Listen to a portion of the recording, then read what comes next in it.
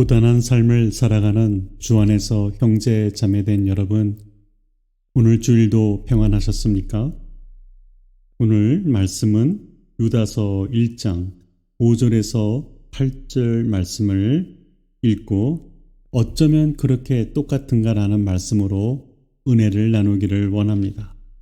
그러면 제가 유다서 1장 5절에서 8절 본문의 말씀을 읽겠습니다. 여러분이 이미 모든 것을 알고 있기는 하지만 나는 여러분의 기억을 다시금 되살리고 싶습니다. 주님께서는 백성을 애굽 땅에서 구해내셨지만 그 후에 믿지 않는 자들을 멸망시키셨습니다. 자기의 지배 영역을 지키지 않고 그 본래 거처를 버리고 떠난 천사들도 저 큰 날에 심판하시려고 영원한 사슬로 묶어 어둠 속에 가두어 두셨습니다.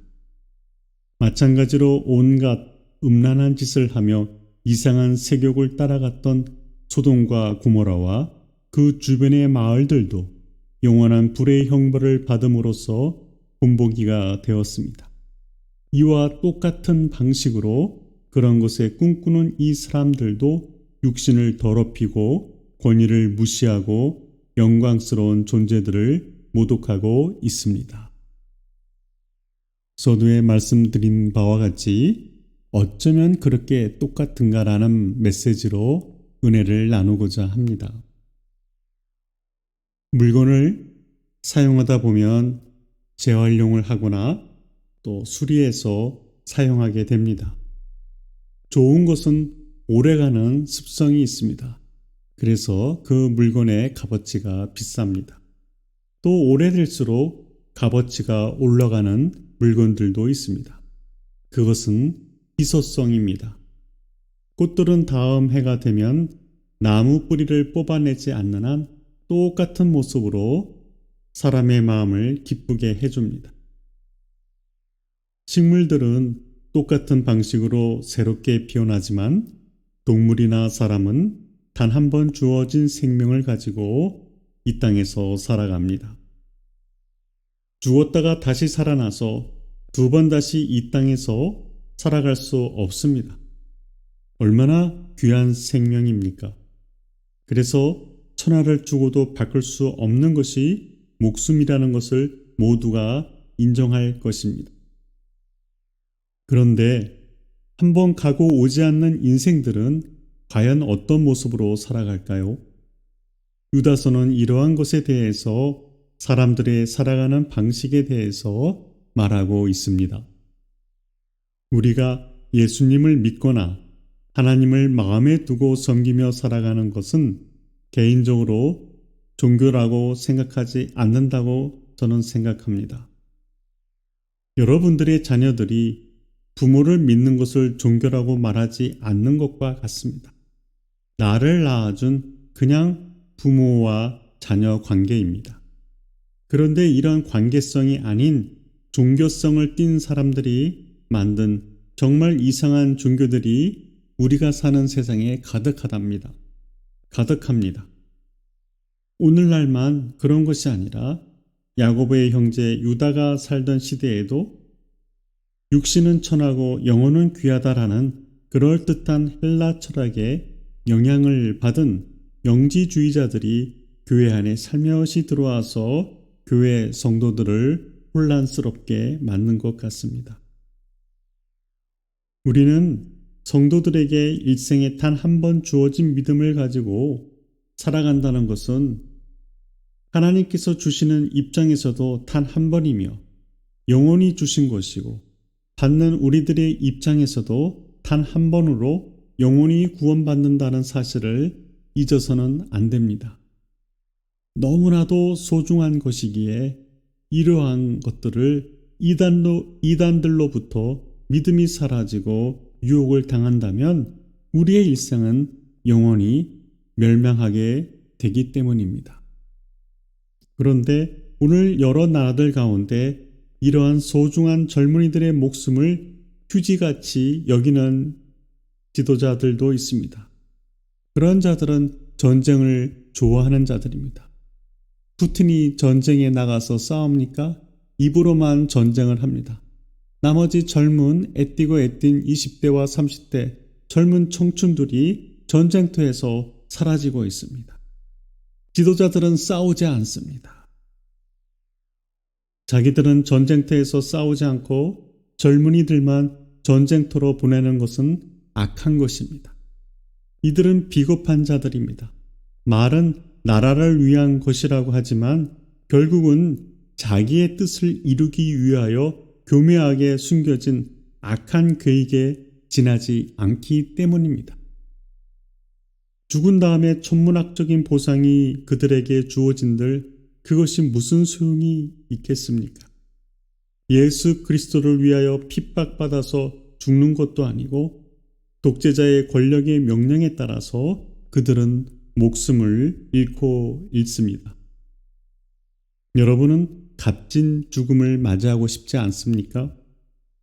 꽃들은 다시 봄이 오면 꽃을 피우지만 사람은 그렇지 못합니다. 그런데 유다는 이러한 인생들에게, 특히 믿음의 사람들에게 우리가 받은 영원한 구원이 방해를 받지 않고 지속되기를 원했습니다.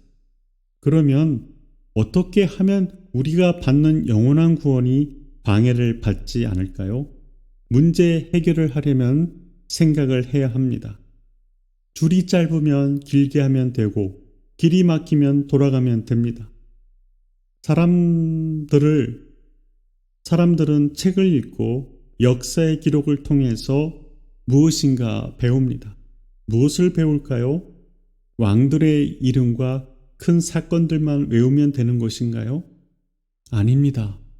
이러한 기록을 통하여 왜 전쟁이 일어났는가, 왜 멸망했는가 등을 깨닫고 두 번 다시 실패하거나 실수를 저지르지 않는 것을 배우는 것이 아니겠습니까? 그래서 유다는 사람들이 성경의 기록을 되살려서 경건하지 못하고 교회에 몰래 숨어 들어온 자들을 성경은 어떻게 멸망시켰나 돌아보게 하고 있습니다. 하나님으로부터 단 한 번 받은 영원한 구원의 은혜를 방탕한 것으로 바꾸고 예수 그리스도를 부인하는 자들의 결과를 다시 보라는 뜻입니다. 이스라엘 백성들을 애굽에서 구해내셨지만 은혜를 그들에게 주셨지만 그 후에 하나님의 은혜가 계속된 것이 아니라 믿지 않는 자들을 멸망시키셨다고 말하고 있습니다. 받은 구원을 지키지 못하고 버렸다는 뜻입니다. 일생일대에 단 한 번밖에 없는 생명을 가지고 이들은 도박을 한 결과가 되어버렸습니다. 공부를 못하는 원인은 몇 가지가 있을 수 있습니다. 노력을 하지 않아서, 혹은 원래부터 머리가 좋지 않아서, 또는 공부하는 방법을 몰라서 그렇고, 또 공부할 마음이 없기 때문입니다. 이러한 것을 자기 스스로가 발견하지 못한다면 항상 제자리에서 혹은 사회에서 다른 사람들보다 뒤떨어진 인생이 될 수밖에 없습니다. 성경은 말합니다. 똑같은 방식으로. 그런 것에 꿈꾸는 사람들도 육신을 더럽히고 권위를 무시하고 영광스러운 존재를 모독하고 있습니다. 라고 오늘 본문은 말씀하고 있습니다. 그러면 그런 것은 무엇이고 똑같은 방식은 무엇입니까? 애굽에서 구원을 얻은 이스라엘 백성들이 하나님을 배반한 일이나 자기의 영역을 지키지 않고 떠난 천사들이나 비옥한 땅이었던 소돔과 고모라에서 음란과 세욕을 따라갔던 사람들 같이 똑같은 방식으로 하나님 앞에서 멸망받을 짓을 했다는 뜻입니다. 믿음의 생활을 하기 전에는 세상 사람들 같이 똑같은 방식으로 살아왔다면 이제는 그 방식에서 벗어나서 다르게 하나님 나라의 방식으로 생활하는 것입니다. 기차는 똑같은 레일 위를 달려갑니다. 자동차 도로로 달려갈 수 없습니다. 땅만 바라보며 돈만 바라보며 살아왔습니까? 그렇다면 잠시 동안만이라도 무리를 걸었던 베드로의 믿음에 대한 반응같이 우리가 걸어가는 방식에 변화를 주어야 합니다. 요즘 세상은 변화하지 않으면 낙오됩니다. 그러나 이러한 것들은 세상의 변화에 대한 대처이지 하나님께서 우리에게 주신 영원한 말씀에 대한 방식이 아니기에 이 땅에 호흡하며 살아가는 동안만 필요한 것뿐이라는 사실입니다.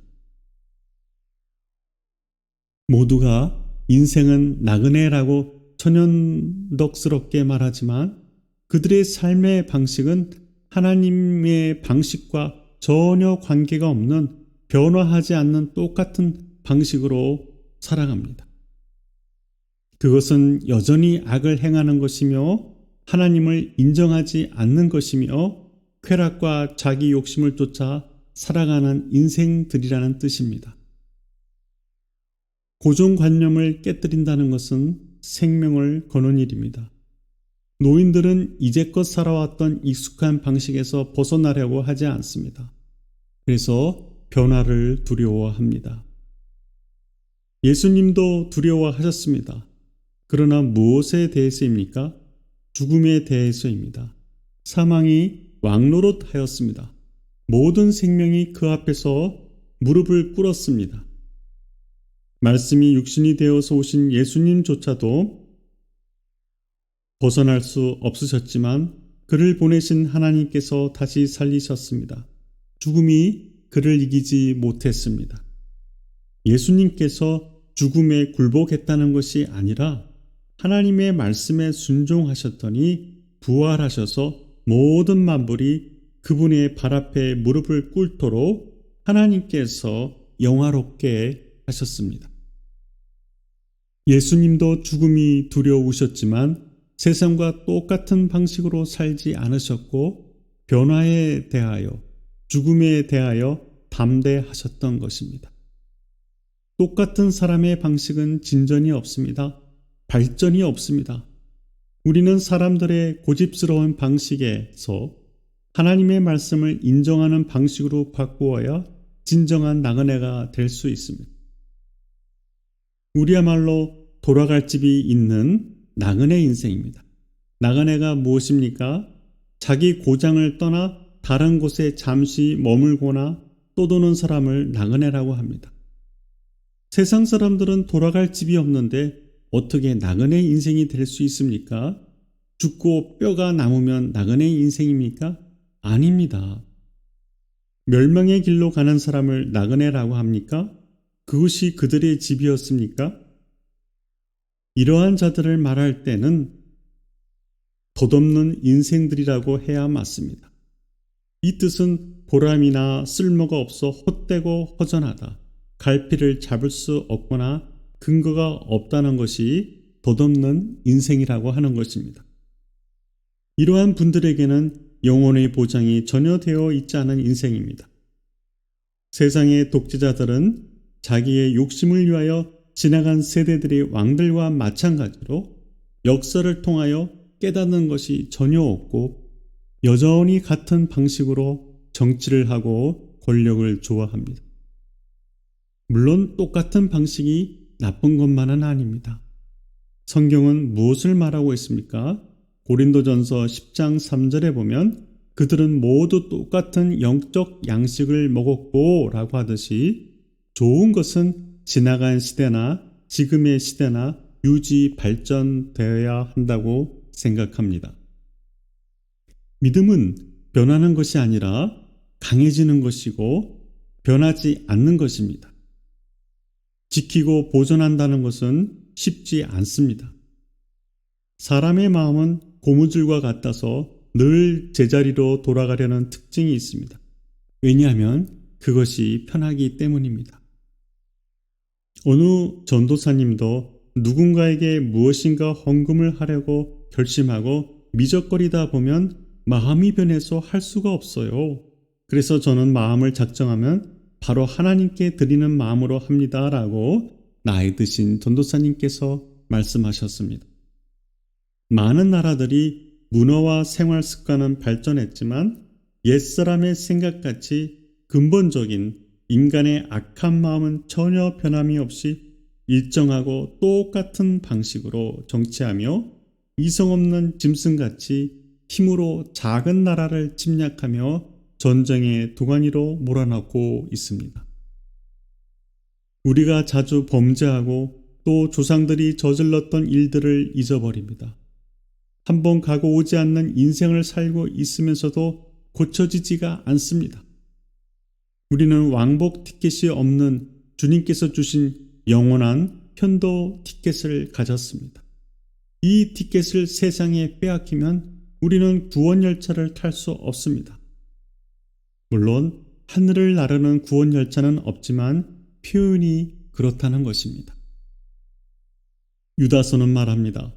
믿음의 사람들 속에 몰래 들어온 경건하지 못한 자들은 이미 오래전에 이런 심판을 받도록 기록되어 있는 자들이라고 말합니다. 이런 심판이라는 것은 소돔과 고모라 같은 세상을 이야기하는 것입니다. 세상에 많은 책들을 사서 보고 읽으면 우리의 마음의 양식은 풍부하게 되지만 사람의 마음의 영혼은 절대로 채워지지 않습니다. 한국의 지성이라고 불렸던 이어령이라는 분도 잠들었습니다. 그분이 아무리 세상에서 박식하고 많은 책을 출판했다 할지라도 예수님으로부터 구원을 받지 못했다면 그는 실패한 인생입니다.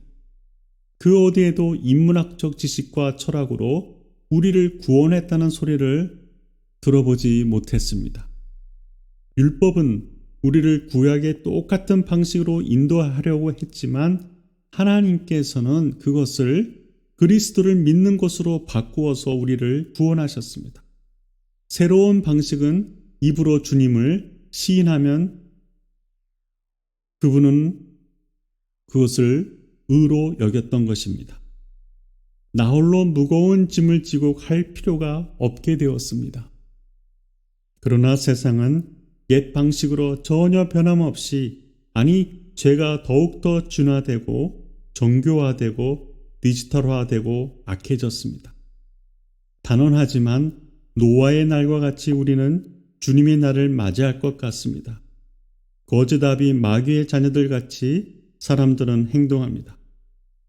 뉴스를 읽다 보면 사람인지 짐승인지 구별이 안 되고 오히려 짐승보다 못한 젊은이, 성인, 노인 모두가 이성을 잃은 것 같이 살아가서 말하기도 부끄러운 일들이 하루에도 몇 번씩 일어나고 있지 않습니까? 유다서는 교회에 몰래 들어온 경건하지 않은 자들을 지적하면서 예수님을 믿는 자들에게 단 한 번 주어진 믿음을 위해 열심히 싸우라고 말합니다. 우리의 주인은 나라도 아니고 내 자신도 아니고 주님 되시는 예수님이십니다. 예수님을 마음에서 멀리하고 입으로 시인하지 않는 자들마다 1장 13절에 무엇이라고 기록되어 있습니까? 암초와 같은 자여, 바람에 떠다니는 물기 없는 구름이여, 2번이나 죽어서 뿌리까지 뽑혀져 가을까지 열매 맺지 못하는 나무이며, 자신의 부끄러움을 뿜어내는 거친 파도며, 어둠 속에 영원히 갇혀 있게 될 떠돌이 별이다 라고 기록하고 있습니다. 내 자신도 여러분들도 세속적으로 살며 성령이 없는 자로 남을 수 있습니다. 경건하지 않거나 욕망을 따라서 살면 그렇게 되는 것입니다. 성경이 기록한 역사와 이스라엘 백성들의 모습과 현실 속에서 우리가 살아가는 모습과 세상 사람들이 어떤지 늘 비교해 보면 우리가 결단해야 할 일은 복잡하지 않습니다. 여러분들의 삶 속에 단 한 번의 믿음, 단 한 번의 인생이 주님 앞에 거룩하게 쓰여지길 기도합니다. 그것은 세상과 같이 똑같은 방식으로 살지 않고 하나님의 방식으로 살아남는 것입니다. 하나님 아버지, 오늘도 우리에게 일용할 양식을 주옵시고 우리를 시험에 들게 하지 마시옵고 이 거룩하지 못한 세상에서 나의 믿음을 지키고 형제 자매를 하나님 아버지 따뜻한 마음으로 하나님 격려하고 위로하여 모두가 아버지의 나라에 이를 수 있도록 하여 주시옵소서. 예수님의 이름으로 기도하옵나이다. 아멘.